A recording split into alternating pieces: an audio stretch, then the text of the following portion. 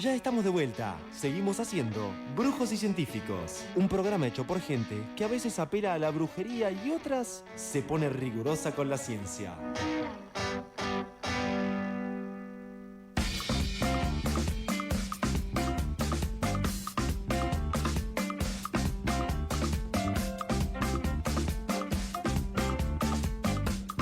Bueno amigos, abrimos la segunda hora de Brujos y Científicos hasta las 16. Estamos aquí en el aire de la azotea donde se respira mejor. Vamos a meternos, Samu, en uno de los temas principales de nuestra agenda que tiene que ver con la conmemoración del 49º aniversario de la Noche de las Corbatas.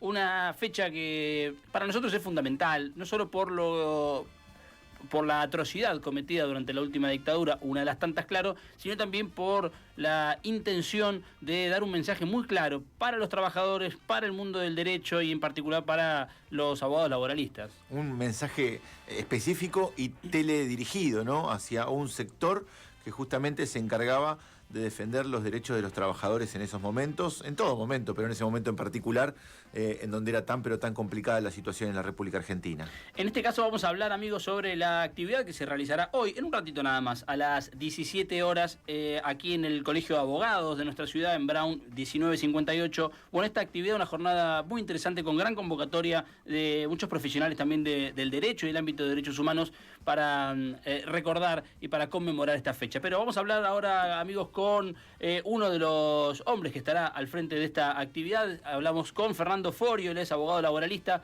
asesor sindical y también es miembro fundador de la Asociación de Abogados y Abogadas Laboralistas de Mar del Plata. Fernando, buenas tardes. Valentín Belce y Samuel Zamorano te saludan.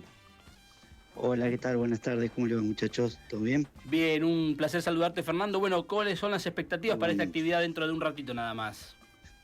Bueno, digamos, las expectativas son muy buenas. Es una fecha especial para el movimiento obrero y particularmente para los abogados laboralistas.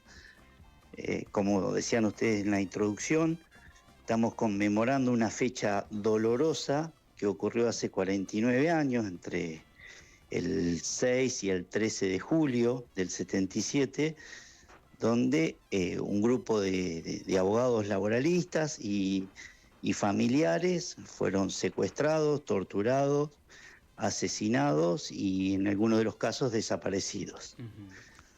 Así que, digamos, nosotros lo venimos realizando ya hace 15 años esta actividad y no solo conmemoramos o recordamos la fecha trágica, sino que analizamos las causas y eso nos va emparentando y asemejando con el presente que vive la clase trabajadora. Fernando, ¿por qué fue acá? ¿Por qué en Mar del Plata en ese año? ¿Qué es lo que destacaba de este grupo de abogados que terminó siendo objeto de lo que hoy conocemos como la Noche de las Corbatas? Bueno, es una pregunta que podemos dar lo que opinamos, porque acá, digamos, el secuestro y la tortura en la época de la última dictadura cívica-militar fue moneda corriente en todo el país, con la particularidad de este hecho acá, qué sé yo, tuvieron la noche de los lápices en La Plata, la noche de los bastones largos, bueno, anteriormente, y acá la noche de las corbatas. La noche de las corbatas que es denominada, qué peyorativo esto, porque es denominada por el propio grupo de tareas que llevaron adelante esta atrocidad. Ellos lo denominan como la Noche de las Corbatas. Okay.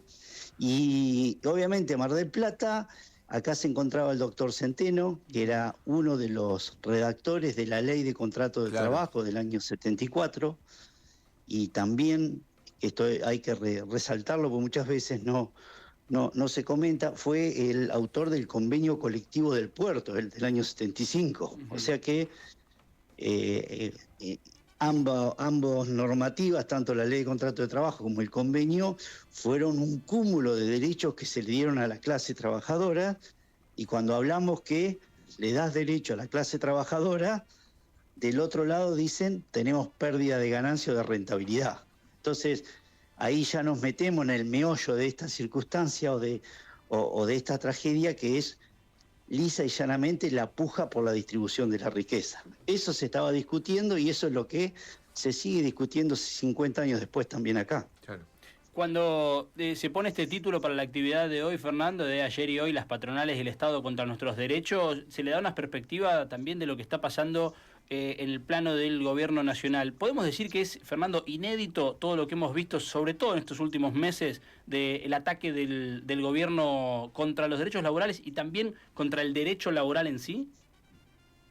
Sí, eso te puedo decir que el ataque que ha traído la última ley, que paradójicamente se llama de modernización laboral, que no tiene nada de moderna, ni en la propia dictadura militar que mochó un tercio de esa ley de contrato de trabajo del doctor Centeno, ha tenido semejante quita de derechos como ha ocurrido ahora.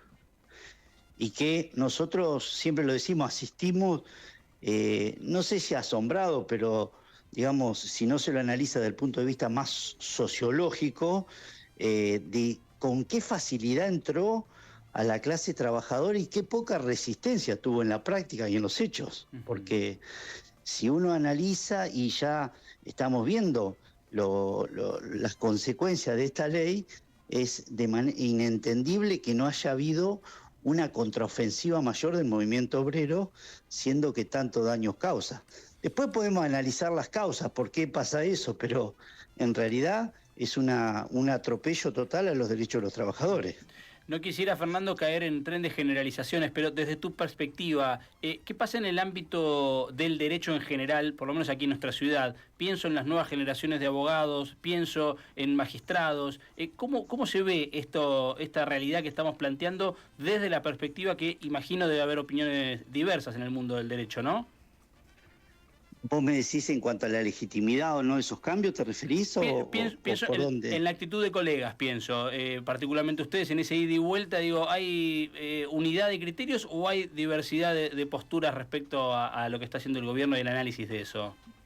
Mira, en principio te puedo decir de que desde el punto de vista de los laboralistas, de el grado de inconstitucionalidad y regresividad que tiene esta ley es unánime.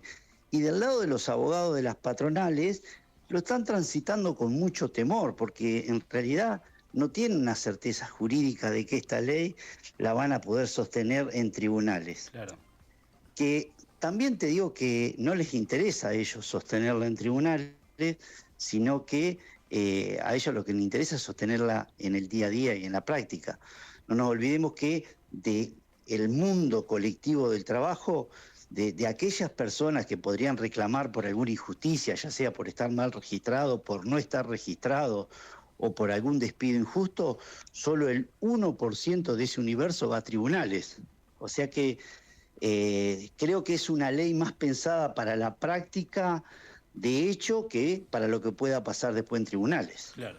Fernando, como legado, como memoria, ¿qué queda hoy por hoy para la gente, para los chicos, los jóvenes, chicos y chicas que van a estudiar Derecho? Hay un mosaico en la puerta de la Facultad de Derecho de la Universidad Nacional de Mar del Plata que hace memoria, justamente hablando de la noche de las corbatas, pero que se les cuenta, que se les explica hoy por hoy de aquello que pasó, de abogados de abogados que eran de aquí de Mar del Plata y que en muchos de los casos habían estudiado en el mismo lugar.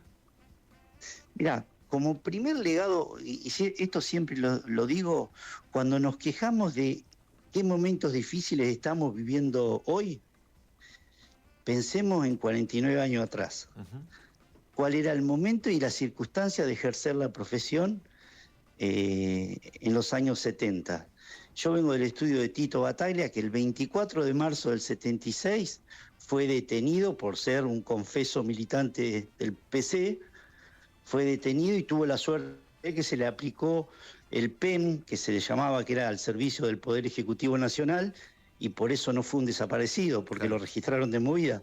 Pero quiero decir, cuando nos quejamos de, las circunstancias de los abogados laboralistas, de la clase trabajadora, pensemos que hace 50 años fue mucho más duro, mucho más difícil y que se pudo salir adelante.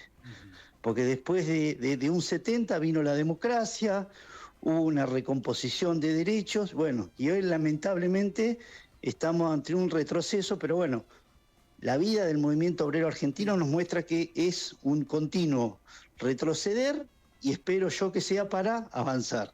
Y esa es la enseñanza que me deja ese momento.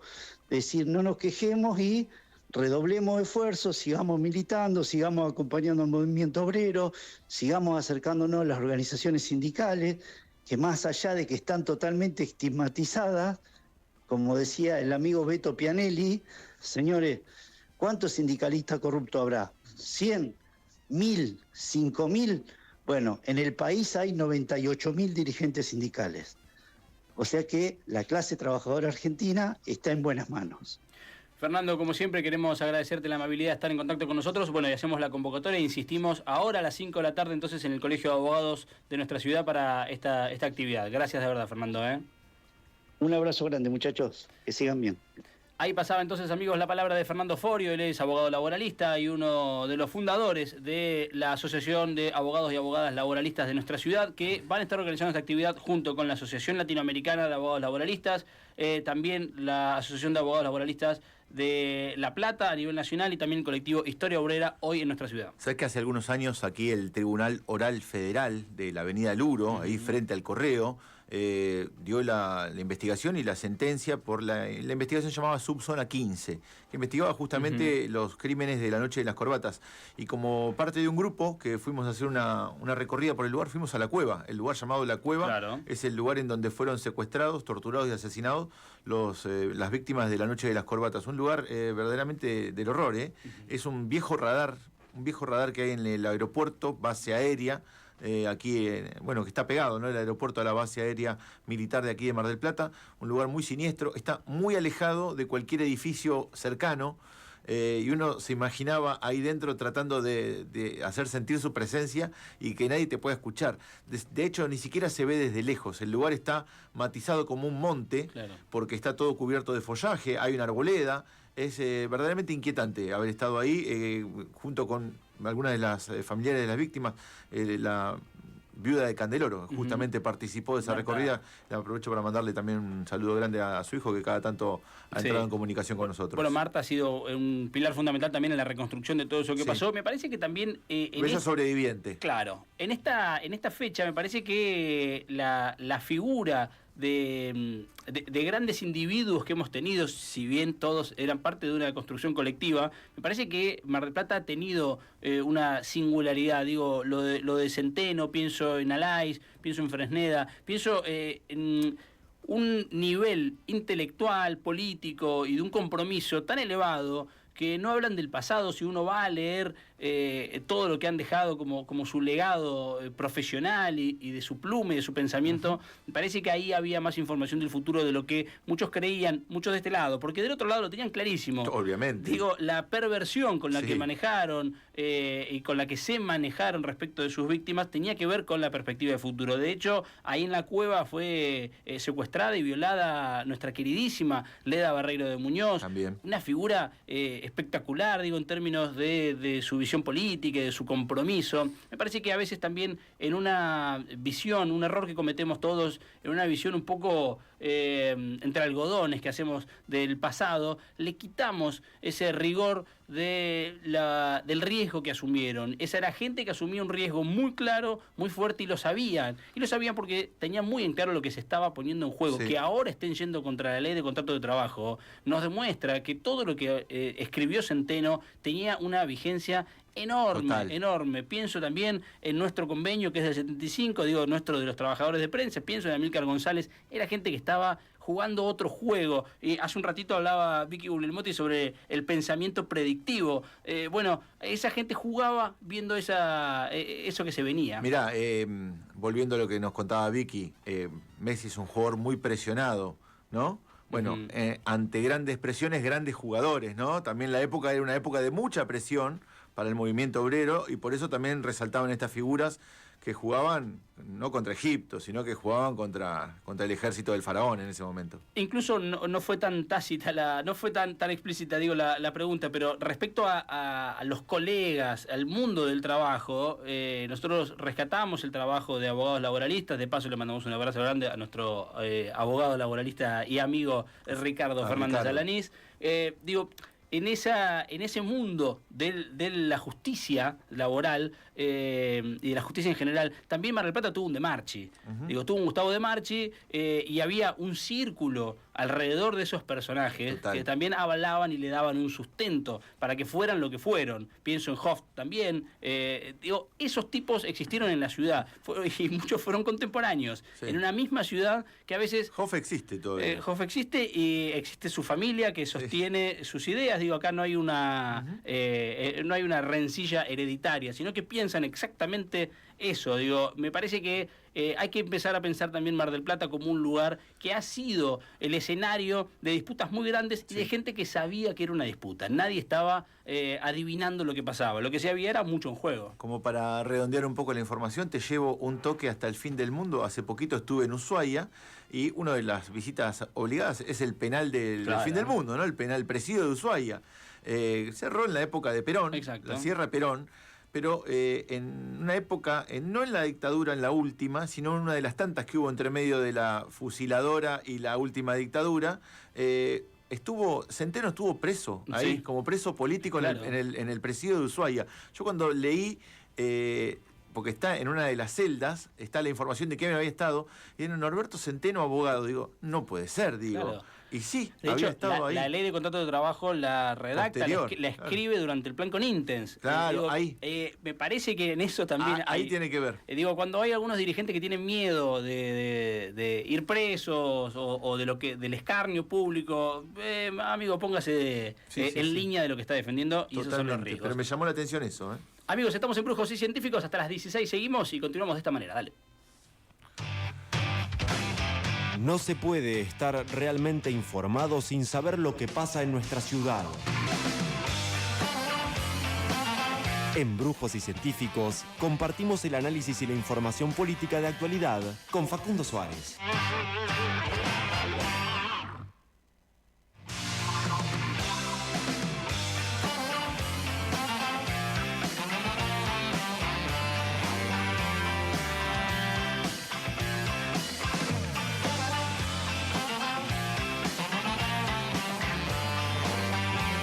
Amigos, con esta presentación los saludamos a nuestro queridísimo Facu Suárez. ¿Cómo anda, Facu? Buenas tardes, ¿cómo andan? Bien, vamos, salió bien la llamada. Funcionó, vamos, Facu, querido. Hay un boicot, me parece. Se festeja como el gol de Enzo de ayer. Hay un boicot de las empresas de telefonía. ¿Cómo vivió el partido, Facu, ayer? Mucha intensidad. Muchísimo. Uno pensé que iba a ser más tranquilo, más allá que el antecedente nos marcaba que posiblemente no sea así, pero bueno. Es de gritar, porque usted es un tipo, el que lo conozca, es un tipo tranquilo, en general, en sus tonos, en su manera de hablar. ¿Ayer cómo estaba? ¿Eufórico? No, sí, con el empate y el 3-2. Me pasa lo que le pasa por ahí mucho al hincha de un equipo que se va fanatizando con la selección a medida que avanza el mundial, digamos. Claro. Se arranca muy tranquilito, y bueno, ya cuando estás viendo que quedas afuera, ese fanatismo empieza muy temprano. Yo pensé que recién iba a empezar así a ponerme un poquito más loco en cuartos, en semis si llegábamos, pero bueno, pues uno veía el calendario, viste, cuando ya veía que Uruguay no llegaba y demás, decía ahí, no va a tocar rivales, pues la verdad que no da para dejar la garganta con Cabo Verde y Egipto, pero bueno, las circunstancias obligaron a que sí. Cuando cortó Paredes esa pelota, ahí me parece que los Ceneices largamos un boca a boca. Ayer gritamos 4 goles, gritamos los hinchas Boca. Claro, el de ayer de Paredes. Bueno, pero usted viene acá por la política local. Qué linda excusa el mundial para no laburar, viejo. Sí. Che, me voy más temprano, termina el partido y ya no volvés a la rutina. No me pidas nada, me voy a tomar un café que tengo que bajar el momento. ¿Qué? Labure. Exacto. Bueno, mira, la verdad que vieron que siempre la política también va muy a tono del mundial. Vieron que el mundial es un momento donde a veces se aprovecha para hacer algunas cosillas, o que lo que está pasando, por ejemplo, en Mar del Plata, que hay, la verdad, muy poca actividad en términos políticos, desde la actividad legislativa, agenda pública del gobierno.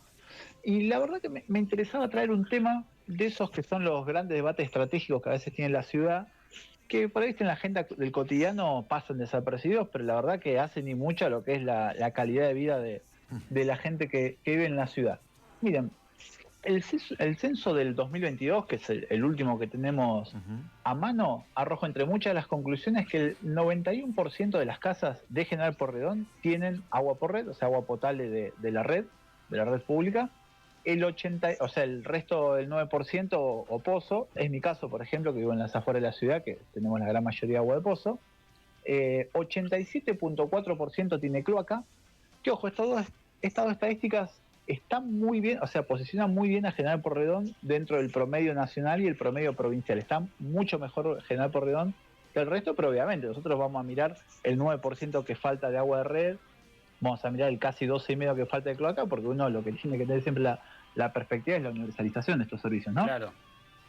Y después, por otro lado, saliendo de lo que es estrictamente lo sanitario, en pavimento ya no está tan bien. El 50%, esto no es ya censo, esto son estadísticas del Envial. El 50%, se cree que de las 21.500 cuadras que hay en Mar del Plata, el 50% están pavimentadas, al menos en los papeles, porque pasa mucho que una calle por ahí se pavimentó hace 50 años, pero vos vas hoy y decís, che, ¿el pavimento dónde está? Claro. Bueno, contemplando esa cuestión, el 50%. ¿Por qué traigo estas dos cuestiones? La cuestión de lo que son servicios sanitarios y pavimento, porque uno se pregunta muchas veces, bueno, ¿cómo se hace para incorporar más gente, llegar a ese 100%, considerando no solamente la situación de los que hoy no tienen, sino que General Porredón, como todas las ciudades y las grandes ciudades del país y diría del mundo, están en un crecimiento no solo por el crecimiento poblacional, sino también urbano. Y uno dice, bueno, históricamente eso lo ha resuelto el Estado con planificación estratégica e inversión. Bueno, pareciera que mucho esa onda, al menos en el último tiempo, no parece estar muy a tono con lo que se baja muchas veces de discursos oficiales y de políticas públicas concretas. Y en General Porredón está pasando que de a poco no, en un caso de manera muy, muy concreta y en otro de manera más progresiva, se está viendo un retiro del Estado de estas obligaciones y dejando esa cuestión muy librada de lo que es la lógica del mercado. Sí. Y hay instrumentos que se vienen desarrollando, normativos, ordenanzas básicamente, que se vienen desarrollando en Mar del Plata, que van consolidando esta cuestión de, bueno, no sé, yo como Estado ya no me voy a encargar de resolver esto, de tratar de tender, llegar al 100% con la red sanitaria, con el pavimento, sino que eso lo vamos a resolver o que lo reciban sus vecinos por su cuenta, con una lógica meramente comercial. Mira, vamos a ver cómo, me gusta cómo es esta situación. Mira, pavimento. Pavimento, existe un sistema que se llama contribuciones por mejoras, que no es nuevo, viene de hace mucho tiempo, años, décadas, pero que en el último tiempo tuvo algunas modificaciones que consolidan esta perspectiva más de mercantilista, digámoslo, así, de manera más crudo. Hay un instrumento, uno puede llegar a entender la lógica esta de contribuciones por mejoras, porque básicamente la lógica que se sigue es, bueno, mira, yo Estado hago una inversión pública, hago asfalto una calle, y yo con esto estoy generando un beneficio patrimonial a un privado, o sea, a los vecinos, a los dueños de los inmuebles en realidad, porque ese inmueble la tiene una mayor valuación en el mercado. Correcto. Digamos, entonces yo te cobro porque te estoy generando también un beneficio a vos económico. Uno de esa lógica dice, bueno, pareciera que tiene razón. Ahora hay otra cara importante que ahora vamos a ver un poquito mejor. Y en 2024 la municipalidad, el gobierno actual, el de Guillermo Montenegro, en ese momento, bueno, todavía si uno quiere también, modificó esa ordenanza que regula el sistema de contribuciones por mejora. Básicamente lo que apunta es a que la municipalidad tenga más herramientas para recaudar más la guita que le cobra a los vecinos. Porque básicamente lo que se hace es, por ejemplo, no sé, se genera o se generaba ahora, hay igual algunos pavimentos, es muy poco lo que está pavimentando en los últimos años General Porredón, pero algo muy chiquito hay. Sí. Qué triste. No, es muy poco, son 10 cuadras por año, estaba presupuestado para este año, andás a ver si las hacen. Sí. Lo que se hace básicamente es decir, bueno, a ver, la obra me salió X millones, bueno, son, no sé, 5 cuadras, la divido entre los frentistas y se las cobra a los frentistas. Lo que se hizo fue cambiar, antes incluso a cada uno le cobraban según la cantidad de metros de frente que tenía, era una proporción entre metro de frente y la superficie del terreno, era de manera igualitaria, y ponen algunas restricciones, entonces se divide todo eso y se le cobra a los vecinos. Antes eran facilidades de pago mucho más extendidas, más cuotas, menores intereses, ahí la municipalidad en un contexto que todavía hay inflación un poco alta, cambió un poco eso para cobrar más, para que no se le evalúe lo que iba cobrando, y se pone un límite porque vos antes lo que tenías es, por ejemplo, la municipalidad tiene que sacar una consulta. Si el 30% de los vecinos no están de acuerdo, la obra no se hace. Porque ahora, si estaba el 29% de acuerdo, chao, se hace y a vos te la cobran igual, por más que hayas estado Claro. en contra. Antes ese 30% se calculaba con un máximo hasta 24, ahora lo sacan eso, con lo cual es más difícil generar algún tipo de resistencia vecinal si hay alguien que no quiere estar de acuerdo con esto. Yo decía, esto tiene cierta lógica. Vos decís, bueno, el Estado pone guita, le evalúa el bien inmueble a una persona, bueno, a un propietario, bueno, que ponga la guita. Ahora miremoslo de otro punto de vista. Una segunda mirada que me parece la más interesante. Si la municipalidad solamente va a pensar en lo poco que construyo de pavimento, lo hago pensando en recuperar el dinero, ¿dónde va a destinar esos planes de obra? Claro. ¿Dónde la puede recuperar? Claro. Básicamente. O sea que Entonces, a barrios que son poco líquidos, Sí, digamos, claro. en cuanto a Rentable. ingresos, no le van a dar una mano nunca. y es la lógica, uno donde ve las últimas pavimentaciones que se han hecho, la gran mayoría fueron en zona norte, en las zonas de Estrada, Constitución, los barrios de Sacagnini, todas zonas donde hay gente que más o menos que lo puede pagar en su gran mayoría. Uno no ve que esas obras se hagan en los barrios por ahí donde la infraestructura es mucho más precaria. Vieron toda esa zona de curvitas que hay en Ujú. Constitución, ahí se hicieron muchas de esas pavimentaciones. Nos vamos a otro, y esto todavía es mucho más profundo, porque posiblemente no, el agua potable y la cloaca es de una necesidad mucho más primaria que lo que es el asfalto. Ahí obviamente tenemos la empresa sanitaria OCE que se encarga de toda esa cuestión. Y acá hay algo muy concreto. En este momento se está discutiendo, en estas últimas semanas, un proyecto presentado en conjunto por OCE y por el gobierno municipal, el gobierno del interino Agustín Neme, para implementar un nuevo sistema a partir del cual desarrollar infraestructura de agua potable y cloaca en Mar del Plata. Lo que ocurría hasta ahora es que vos lo que tenés, bueno, ¿cómo se hizo toda esa gran red, esa empresa espectacular que tiene Mar del Plata, empresa pública que ha desarrollado una red sanitaria impresionante en toda la ciudad, en gran parte de la ciudad? ¿Cómo se hizo? Bueno, básicamente con inversión estatal, muchas veces con financiamiento internacional, generalmente con financiamiento nacional. Pero ¿qué pasó? En 2024, en realidad cuando llega Milei al gobierno, cierra la obra pública, y en 2024 cierran, o sea, eliminan el organismo que se encargaba de financiarle a las provincias y a los municipios las obras sanitarias. Era el ENOSA. Chao, lo cerró. Claro. No existe más. Afuera, diría Milei, si tuviera una pizarra y un marcador. Y quedó todo en el aire. Mar del Plata tiene dos grandes obras sanitarias que están ahí colgadas de un pincel porque ENOSA desapareció y dejó de pagar. Están frenadas. ¿Qué hace el gobierno municipal frente a esta situación? A ver, que el gobierno municipal con sus propios recursos pueda financiar obras de infraestructura sanitaria es muy complejo porque es muy costosa, eso hay que decirlo. Pero ¿qué salida encuentra el municipio? Dice, bueno, a mí Nación me dejó de financiar, provincia nunca financió mucho porque es principalmente financiación internacional, la línea internacional está bastante vedada, además necesitas cierto acompañamiento de Nación para gestionar financiamiento internacional, eso también está prácticamente desaparecido. Entonces lo que dicen es presentar un proyecto de ordenanza que va a salir, en algunas semanas seguramente se termina aprobando, donde crean un nuevo instrumento legal y administrativo para que los vecinos directamente puedan contratar por su cuenta a empresas para realizar esta obra de infraestructura. Es lo que había dicho Milei en algún momento, Claro, ¿no? claro. Esto lo van a hacer los vecinos. Acá vamos punta el gobierno municipal. Se llama el Programa de Gestión y Ejecución de Obras Públicas de Extensión de Redes de Aguas y Cloacas, PROGERAC, Claro. es la sigla, que lo que genera es el contrato, se llama contrato vecino-empresa, porque hasta ahora esto no está permitido. Claro. Va a estar permitido a partir de ahora, era el Estado el que desarrollaba, Claro. el Estado hacía una licitación pública y decía, bueno, voy a hacer esta red de agua, se presenta una empresa y listo, la contrata el Estado, la paga el Estado y después el vecino hará la conexión domiciliaria, pero la red en la puerta la hace el Estado, la sigue el Estado. Pero Facu, con eso, claro, olvídate. ahí lo que pasa, Facu, es Ya que no está mal. se exacerba la desigualdad que veíamos con el ejemplo del asfalto, ahora lo vemos con algo que encima es vital, como el agua. Totalmente. Peor, olvídate, los barrios donde hay mayores carencias económicas, olvídate, no le va a llegar nunca, Claro. porque el Estado no va a ir, ya no va a ir, y solamente va a ir, lo único que va a hacer OCE va a ser hacer toda la asistencia técnica del proyecto. Claro. Va a poner sus ingenieros, toda esa cuestión la va a hacer, la parte administrativa, pero básicamente la guita va a salir del bolsillo de los vecinos, y además tiene una dinámica muy rara no, pero orientada esencialmente habilitarle normativamente esto a los lugares, a countries, que ya existe, pero también barrios residenciales, pero de un poder adquisitivo de medio para arriba. Por ejemplo, la dinámica va a ser, bueno, son para obras hasta 1000 metros, o sea, hasta 10 cuadras de extensiones de redes de agua o cloacas. Básicamente lo que se plantea es un ejemplo práctico. En un barrio hay 50 casas o 50 propiedades. Sí. 30 se juntan, hacen una junta de firma y le presentan a OCE, che, queremos meternos dentro de este sistema, este Progerac. ¿Qué pasa con los otros 20? No son necesarios, solamente son necesarios esos 30.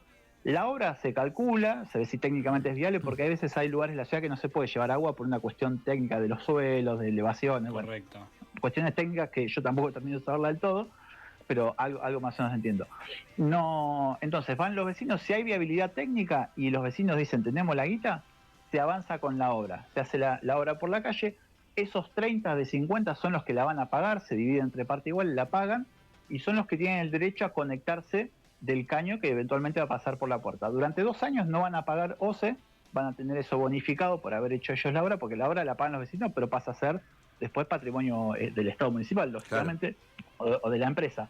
¿Qué pasa con los otros 20? Bueno, no es muy claro. A priori, en principio, los otros 20 que no quisieron y no pagaron van a tener el caño de agua en la puerta e inicialmente no se van a poder conectar. Tal vez en algún momento se genere algún nuevo sistema para que sí lo hagan, pero por lo menos en la ordenanza no está claro. Cuando tengas plata, es el mensaje. Claro. Exacto. Y bueno, vamos a ver, lo que sí, las obras de infraestructura sanitaria son muy caras, la gente que va a poder pagar esto son muy pocos, hay algunos barrios puntuales que ya estuvieron averiguando, surge de algunas propuestas de vecinos, también algunos del Faro hubo en su momento, pero esto que decías vos, Samu, básicamente el Estado municipal está diciendo yo voy a poner mis recursos de asistencia administrativa técnica solamente para el que tiene la guita para pagarse el agua, para el que tiene la guita para pagarse la cloaca, el que no, veremos, deberá esperar y vemos en algún momento futuro. Están aplicando entonces aquí en Mar del Plata el sueño húmedo de los libertarios, por lo menos del discurso, que ya quedaron lejos. Bueno, ¿a qué lo van a cumplir? ¿Te acordás de los eslogans del kirchnerismo? Era, no sé, verdura para todos, carne para todos, ¿no? Esto es agua para pocos. Agua para el que pueda, claro. Agua para el que la pueda pagar. Mi querido Facu, como sí, sobre todo porque uno la preocupación obviamente es para la gente que hoy no tiene, pero también la ciudad crece mucho. Los barrios nuevos que se vayan sumando, las nuevas manzanas, todas esas van a estar la gran mayoría sin infraestructura y sin posibilidad de conectarse en un futuro no corto, sino bastante largo de tiempo. Nos quedamos entonces con esta iniciativa del gobierno, podemos decir, o no sé si cuenta como algo, como una iniciativa, cuenta como, no sé, una loca idea en esta ciudad, Facu, que a pesar del Mundial igual hay algunos planes ahí que todavía avanzan, ¿no? Exacto. Mi querido Facu, lo vemos la semana que viene, esperemos festejando Ojalá. otra clasificación. Esperemos. Abrazo grande, Un abrazo gracias. grande. Ahí pasaba, amigos, la palabra de Facu Suárez con el análisis de la política local y de esta ciudad, que si usted tiene dinero, quiere agua, junte plata, viejo. Páguela. Esto es así, amigos, estamos haciendo Brujos y Científicos.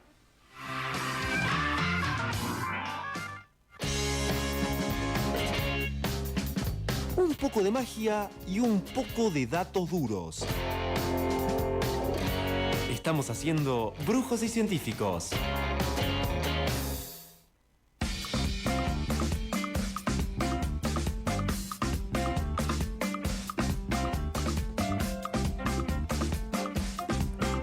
En Brujos y Científicos vamos a tomarnos unos minutos para charlar ustedes y nosotros con algunas reflexiones que queríamos compartir. Tiene que ver con el Mundial, por supuesto, como todo en estas semanas, que nuestro mundo gira alrededor del Mundial. Y yo quería compartir algunas reflexiones que tienen que ver con que, por ejemplo, vemos el Mundial, nosotros estamos todos muy contentos, vemos las actuaciones de los jugadores y a mí me sale pensar siempre que no hay jugadores sin clubes. Es la primera reflexión. Y la siguiente es que no hay clubes sin dirigentes. Me parece que parte también de este tipo de eventos nos sirve para pensar, poner en perspectiva y revalorizar el rol de los dirigentes. Hemos dicho en más de una ocasión aquí que el dirigente es el primer responsable de lo que sucede. Ni es el máximo responsable, como muchas veces se cree, ni mucho menos es el menos responsable. Pero sí es el primero de toda una cadena de acontecimientos. Eso se ve siempre en las malas, como se dice en el deporte, donde se pide la renuncia de los dirigentes rápidamente cuando los resultados no acompañan. Pero también creo, amigos, que debe verse en las buenas. Por ejemplo, cuando un jugador se desarrolla desde las inferiores de un club y alcanza el éxito y la trascendencia y llega a ser profesional, bueno, detrás de eso hubo una larga cadena de dirigentes, en plural, dirigentes que lo hicieron posible. Pero yo pensaba, amigos, ¿cuál sería el ejercicio que podemos realizar para pensar cómo se forma un dirigente, cómo se hace un dirigente? Y no es una pregunta poco relevante en un contexto en el que necesitamos que haya más dirigentes. Además de que haya mejores, también necesitamos más, necesitamos cantidad de dirigentes. Como nosotros aquí en este programa no somos mesiánicos, no esperamos que lleguen dirigentes de otro lado, que aparezcan de golpe, sino que tenemos que hacer el ejercicio de pensar cómo se forma un dirigente. Y acá viene algo interesante, amigos. El dirigente, por definición, se forja al calor de los conflictos, de la resolución de conflictos. No hay escuelas de formación, aunque existen, pero no para lo que nosotros necesitamos, ni tampoco hay teoría que sirva. Los dirigentes son como los capitanes de barco, amigos. Y sabemos que en la cultura náutica el mejor capitán es el que más tempestades ha surcado, el que más conflictos resolvió. Por eso pensaba, amigos, viniendo para acá, que tenemos que desconfiar. La desconfianza es una de nuestras primeras herramientas ante la realidad, sobre todo ante tiempos en los que nos cuesta entender lo que sucede. Hay que desconfiar de los dirigentes paracaidistas que aparecen de la nada y dicen yo voy a hacer esto. Peor todavía los que prometen resultados o ponen plazos. De esos tipos hay que desconfiar, amigos. Porque el verdadero dirigente es el que vendió entradas en su club, por ejemplo, el que puso su auto para llevar a un juvenil a un partido, el que lavó la ropa de las formativas en su casa. Y ese dirigente no dice qué va a hacer, sino que pregunta cómo puedo ayudar. Desde ahí, desde esa pregunta es donde empieza a nacer, a gestarse un dirigente. Pero otro aspecto fundamental es que un dirigente conozca la historia de su club. Debe, por definición, un dirigente saber cómo se formó su club. Pero no los títulos, no las copas ganadas, no los jugadores famosos de renombre que usaron la camiseta, no saberse las formaciones de memoria, no. Un dirigente tiene que conocer y sentir propia la historia de los otros dirigentes que llenaron de huellas ese camino que ahora están emprendiendo y que empiezan a recorrer. Y para ese ejercicio, amigos, se requiere muchísima humildad y gratitud. Porque hay que sentarse a observar lo que pasó antes y agradecer a ese que antes inició ese camino y que te dio mensajes en ese ejercicio que decimos de arrojar botellas al mar con mensajes de naufragio. En esos mensajes de naufragio hay mucha información de cómo resolver conflictos. Lamentablemente, amigos, los soberbios y los ingratos no llegan a hacer historia en ningún lado, porque nunca llegan al corazón de la gente. Y volviendo a esa metáfora marítima, si se me permite, podemos decir que los dirigentes que te precedieron son faros. Pero no faros en el sentido poético, y aquí perdón que rompa una especie de mito de cómo se usa el término, la metáfora del faro, sino en el sentido más estricto. Porque los faros no son lugares a donde llegar, como habitualmente se usa, sino que son lugares a donde no ir. El faro en realidad te está mostrando que hay una formación rocosa que vos tenés que esquivar a esa embarcación que viene navegando. Pero esos dirigentes, amigos, que decimos tienen que tener la humildad y la gratitud de reconocer a quienes estuvieron antes, tienen que tener la capacidad de la observación. Pensaba en esa frase, famosa frase de Perón cuando decía sensibilidad e imaginación, base para ver base para apreciar base para resolver y resolver base para actuar. De eso se trata, ahí está sintetizado lo que debe hacer un dirigente. Porque eso mismo que te permite a vos conocer la historia de tu club es lo que te permite evitar que tropieces con los obstáculos que ya se toparon otros en el mismo camino que estás empezando a caminar. Esta columna editorial, amigos, es un elogio al dirigente, a esos dirigentes que están en todos los clubes, sobre todo en los clubes de barrio, ese dirigente que se levanta más temprano para poder ir a juntar los carnets de los chicos que van a jugar, de vender las entradas, de organizar todo para un viaje, pero también es una advertencia para tantos paracaidistas que vemos en todos los clubes, en esos pequeños y también en los clubes grandes. Aquellos que creen que el dirigente se forja a base de billetazo. Ahí no hay historia, amigos. Ahí no hay información de lo que sucedió. El elogio es entonces a los dirigentes que hicieron ese enorme trabajo y que en eventos como el Mundial, por ejemplo, podemos ver con enorme alegría chicos que han salido de todo nuestro país y que han llegado a la gloria máxima. Bueno, sepamos ver nosotros también que atrás de ese éxito, atrás de esas luces, hubo y seguirá habiendo muchísimos dirigentes.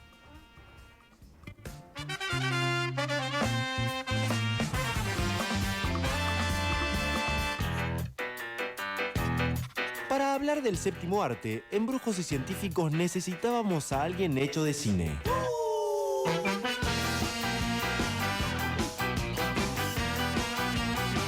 Todas las novedades del cine, series y televisión en la voz de Martín Morales.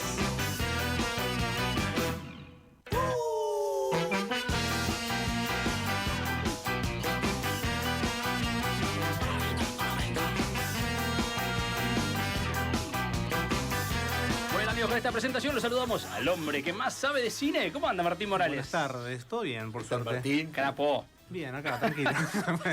Bueno, Crack, Martín. Grosso. ¿Ustedes tranqui? Bien, muy bien, bien, acá. Final de película, ¿no? Se dice a veces. Final en de el película. deporte. Ella se rehúsa, ¿eh? Final Sí. en un final de película, Argentina venció a Egipto ayer. No sé, hay muchos finales de película que Claro. cuando hay un giro inesperado en una película sobre el final, ¿no? Se refiere a eso, ¿no? Se refiere a eso. El plot twist El del plot final. twist, claro. Claro. El giro, la vuelta de tuerca del final. La Sí. del sexto sentido. se dice. Claro, Esa, la exacto. famosa esa, es un clásico. ¿Le vas a esa? ¿Te gusta que haya un giro inesperado? sí, más o- vale, sí. Ah, por Sí, ahí, más por ahí vale. Es prefería. más, ahí podríamos hacerlo algún día, pero es como spoilear muchas películas en una No sola columna. importa. Los pero- otros, me acuerdo una con Nicole Kidman, esa ¿eh? es Película peliculón. buena también, Sí, ¿eh? señor. Peliculón y Tiene gran un final. giro, Sí. gran giro ahí. Bueno, han hecho encuestas, la industria del cine ha hecho encuestas sobre cuáles son los giros más sorpresivos de la historia del cine, justamente. Hay que tener capacidad Y ahí, aparte Sí. para... Lo que tiene de bueno el giro en el final de la película es que engaña a lo que. Porque lo que decía Lucía, Lu, hoy, en la columna de ciencia. De que Vicky, perdón, me confundí de. Vamos, el abuelo. Me confundí de columnista, el abuelo. No, de esto de que el cerebro siempre se trata de ir adelantando. Sí, señor. Uno cuando mira una película dice, para mí que el asesino es aquel. Sí, ¿Me entendés? Siempre claro. uno trata de ver qué es lo que va a pasar en la película. La idea es quedarse callado, no preguntarle al otro como un boludo porque es horrible. Yo siempre le pifio aparte. Bueno, no me gusta que me digan lo que. Hay gente que es maniática de decir, para mí que el asesino es aquel. Odio a esas personas. Pero en el giro sorpresivo del final de la película es donde se rebaten todas esas hipótesis que uno había formado. Claro. Porque el mismo que creó la película te lleva para ahí. Obvio. Yo soy medio insoportable en Ah, ese ¿sí? sentido cuando veo una película porque Lo ya, decís. ya conozco muchos los trucos. Claro. No lo digo, Claro. sino, pero es como que Ya sabes por a dónde. veces me dicen, ¿y quién es? ¿O qué va a suceder? Y yo digo, mira, va a pasar esto. Y muchas veces, no siempre, pero muchas veces sucede. Claro. Claro. ¿Y cómo te diste cuenta? Y porque, ya sabes, hay técnicas que utilizan los directores para que no sea un final, o sea, que para que tenga sorpresa al final, pero para que no sea incoherente. Claro. Porque si no, el asesino es el vecino de al lado que Claro. no apareció nunca en la película. Sí, Y sí, dices, no, bueno, no. más vale que no lo ibas Por a lo ver. general siempre hay un primo medio tontolón que empieza a aparecer Pero sí, el y director ahí era él. como que siempre pone alguna pista chiquitita, Claro. aunque sea para eso, y es como que siempre utilizan los mismos recursos. Uno que ve mucho cine, como que ya descubre cuáles son los recursos cinematográficos en ese ¿Qué sentido. vale más? Mirá que te tiro. A ver. ¿Una buena historia Ujú. o un buen desarrollo? O sea, un tipo que sepa contar una historia que capaz que no está tan buena o la historia que esté buena en sí misma. No importa cómo la cuentes. O sea, lo que vos planteas es la manera en la que está contada O la la historia en sí. historia. Mira, Porque hay algunos que siempre arruinan una historia que estaba buenísima, que vos decís, che, esto estaba re bueno y la destrozaste. Mirá, Y otros que de la nada sacan. en cine es distinto, porque esa lectura te la puedo dar como por ejemplo en una novela. Claro, muy de la En literatura. cine es distinto porque en cine hay como una clave que dice que, o como un mandato, mejor dicho, que dice que vos podés hacer una buena película sin recursos, Sí. sin nada, Sí. pero sin un buen guión, una buena película es imposible. Ah, Claro. sí, ok. Los grandes directores de Hitchcock, Spielberg, El guión es la Francis clave. Ford Coppola siempre te van a decir lo mismo. sin un buen guión, Guión y adaptación. una película, sí, pero el Sí. guión es lo principal. Claro, claro. Después está cómo el director agarra ese guión para llevarlo a imagen. Claro. Porque el guión es solamente Valentín abre la puerta. Sí. Se sienta y nada. Julita Es- abre la puerta, reta a Valentín. Sí. Son cosas bien directas, ¿no? En el guión no hay sentimiento, no hay emociones, todo eso se agrega después. Claro. El guión es, no sé si alguna vez leyeron un guión Sí, sí. cinematográfico. Vos, vos me has pasado. nunca. Vos me has Un pasado. guión es directamente sin emoción. O sea, Claro. no te dice, Valentín está pensando que mañana tiene que ir al baño, ponele. Claro. No, Yo pienso, el guión no pienso dice mucho en eso. eso yo. Claro, no hay omnisciente. El guión no dice eso. El guión es directamente, Valentín abre la puerta. Ahora, si, Valentín si se la sienta. historia que estás contando estaba buenísima, pero el guión no lo supo llevar, Ujú. es lo mismo que tener nada, ¿o no? En cine es muy difícil hacer una buena película sin un buen guión. Bien. Si son de leer críticas de cine o algo, las van de a ver usted. La tuya, que muchos claro. hacemos hincapié en cómo está escrita la historia. Claro, es verdad, es y verdad. no escrita en el sentido de los diálogos. Esto es lo que se diferencia también Claro. en la literatura, porque decís cómo está escrito y cómo se escribieron los diálogos. No, el guión va más allá del diálogo. Exacto. El guión es cómo se presenta una problemática, un conflicto, cómo se resuelve, cómo se plantea el movimiento del personaje. Está todo guionado. Qué eso. bueno. Bueno, No cuando hacen solamente la lo que lectura de hablan. guión está buenísimo, ¿no? Los elencos, eso Claro. debe ser un buen momento. Eso. Yo sé que tengo, para cuando hagamos el especial de los giros inesperados, creo que el más grosso de toda la historia es cuando Darth Vader le dice a Skywalker que era su Yo padre. soy tu padre. Oh, tremendo. Eso, no sé si es el mejor, pero es uno de los más famosos, sin Es uno de duda. los más Es famoso. famoso, es Sí, famoso. sí. Aparte te quedas como, no. ¿Cómo? Yo la primera vez me clásico, acuerdo padre. que digo, ¿qué? Que no dice textualmente eso, ¿no? Hay una especie de Soy- debate ahí. Yo Sí, soy hay tu toda, padre. una, No me acuerdo. una historia detrás. Si quieren la semana que viene o la siguiente hacemos una especial. Creo que no sabía uno de los dos, el propio Mark Hamill no sabía, me parece. No, es que son los Buenísimo. finales, muchas veces esos finales se mantienen secretos Claro. para que no se revelen al público, para que no se filtren hoy en día, y también para captar la reacción de los actores en vivo y en directo. Claro. De justamente eso. Si yo te digo, yo soy tu padre, y vos sabés cómo es la situación, vos tenés que actuarlo a Claro, eso. claro. Manteniéndotelo en secreto a vos, quizás tenés una reacción un poco más genuina. Yo creo que sería malísimo. Me daría vuelta y diría, pero ¿por qué estás diciendo? Claro, corta. ¿Qué haces, Estamos Martín? hace Si el- 30 minutos peleando. Si el Claro. guión, En el distintos guión dice que momentos. soy tu primo, ¿por qué dice que soy tu hijo? Sí, y finales también, bueno, ese es uno, pero el de Star Wars es uno que puede Y corroborar. no, esta es otra en el teoría. final de la película, No es en el está final. en el medio. Ah, claro. Que además, Es un giro. como que se complementa con las otras películas, porque yo te digo, yo soy Exacto. tu padre y la historia quedó ahí. Es Sí, como- sí. Después con todo lo del detrás de Star Wars, como que se fue complementando un poco y profundizando. Bueno, usted tenía una columna armada, pero el tiempo apremia y Sí. nada, No. quiere contarlo, quiere... Eso lo dejamos para la semana que viene. Vamos a hablar Perfecto. sobre tercer cine. Aparte me parece que vale la pena desarrollarlo. Tercer cine está bueno, ¿eh? Tercer cine para ver por qué ha fracasado, qué es el tercer cine, cuál es el primer cine, porque si hay un tercer cine tiene que haber un primero y un sí, segundo un segundo, cine. claro. ¿Cuáles son esos cines y por qué el tercer cine quedó medio en el olvido? Ok. Un movimiento cinematográfico latinoamericano principalmente, Mirá. pero que después se fue hacia Asia y hacia África. Bien. Y ahora está totalmente desaparecido, con algunas perlitas que algún director como que agarra algo de eso. Pero les quiero contar más o menos qué es y recomendarles películas de toda América Latina y alguna africana también para que vean. Eso la semana que viene, La semana que entonces, viene, tercer perfecto. cine. Y para el día de hoy, rapidito, mañana hay estrenos. Bien. Y vamos a hacer la típica columna. Fin de del largo cine. encima. Fin de largo. Bien. Samu tiene los chicos, lo tiene que Sí. llevar, tenés que resolver. Mirá, vi que había un ciclo de cine hablando de esto para infancias a partir Ujú. del 14 en el Museo Mar. Ujú. Muy Es bien. una muy buena propuesta, linda Sí, sí. peli, vi que estaba ET, entre otras. Buenísimo. Peliculón. Sí, sí. Me gusta el Museo Mar. Mañana estrena, esto es en los cines comerciales. Sí. Estrena esto es el reverendo Cuete. A ver. ¿Por qué estrena esto ahora? Si hace ver. un poquito estrenó la nueva película. Toy Story no, y además, no, Toy ¿por qué Story estrenó 6? la animada, la original? Sí. Que es Moana. No. Estrena la versión con actores. Está La Roca, por lo que vi. malísimo. Está La Roca, claro, estaba La Roca antes en la película animada, Claro. y ahora está de vuelta, pero haciendo de él mismo. Me cae bien La Roca. Sí, a mí también. a mí No también. sé por qué, No sé por qué lo banco. me da. No tiene ninguna condición previa para que me caiga bien. Yo lo sigo ¿Qué desde te pasa? Scorpion King. Claro, sí, señor. Usted. Moana, así que mañana estrena la nueva película, va nueva, entre ¿Le tiene comillas. fe? Los trailers se ven muy feos. Ok. Porque tiene esta nueva capa Disney y todo, Claro. de que no hay ninguna sombra. y que los efectos especiales son malísimos para abaratar costos. Se ve fea la película, no la vi todavía, así que no le Bien. puedo dar una opinión, pero mañana Estrena estrenamos mañana. Bien. Y también estrena mañana la nueva película de Evil Dead, que para los que nos gusta el cine de terror, esto Ah, es de terror. una linda fantasía. ¿De qué va?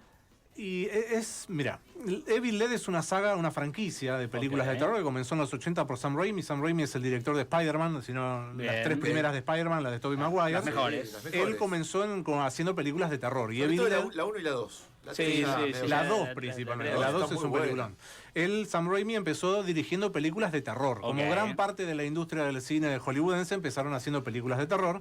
Y Sam Raimi fue uno que hizo esto, que se llamó Evil Dead, que la hizo con $5, con amigos, y que se transformó en una película de culto Bien. por muchas cosas que presentó. Lo principal es la figura del Necronomicon. Es el libro maldito de sombras que cuando se abre pasan cosas. Entonces ahí empieza Bien. una maldición. Y siempre con el paso de las películas ha cambiado esa maldición. Son películas muy sangrientas, Ok. pero extremadamente sangrientas. Bien. Hay que ir con No. la capa, con un piloto. Sí, pues. es para asustarse, Ok. pero es para divertirse. No es el conjuro, Bien, que bien, no bien, te me invita gusta, a me divertirte. gusta. Tiene mucho humor la saga de The Evil Dead y Me un humor gusta. muy grosero, pero grosero en el sentido sangriento. Vamos a verla entonces. Así esa que la The Evil ponemos. Dead en llamas se llama. Vamos, así tenemos Sí, nos vamos. ¿Qué más queda? Nada más, esas dos esa- películas. La bueno, Odisea no. Evil La Dead, Odisea la vamos. semana que viene. Ah, esa la quiero ver. La Odisea, perdón, me puse a hablar con La mi Odisea pelotero. de Christopher Nolan. La cuestión griega, ¿no? De la historia. Claro. Ah, sí, señor, De claro. Homero. Un poco de historia, un poco de mito. Bueno, Martín Morales la semana que viene lo vemos como todas las semanas. Sí, Este por siempre supuesto. viene. Mi querido Martín, el hombre que más sabe de cine, Samu, ¿nos vamos? Nos vamos, dale. Un placer grande. Vamos el sábado, ¿eh? Vamos con todo. El sábado a las 10 de la Sábado, noche. 22 horas, Argentina contra la maquinaria relojera de Suiza. Nos vamos, amigos. Se quedan con toda la programación de Radio de la Azotea y en particular con los amigos de Entre Ríos y el Mar, Jorge Castro y Marcelo Sulpicio. Chao, nos vamos. Nos reencontramos el miércoles que viene. Guarda Seba con el respaldo, no me sale. Le dije Seba. Le dijiste Seba, Ay, a Nico. Nico Sobrón la personifica. Chao, Chao, me chao. tengo que ir. Cerrá el programa. Bueno, Chao, chao. chao. Nos vemos la semana que viene. Adiós.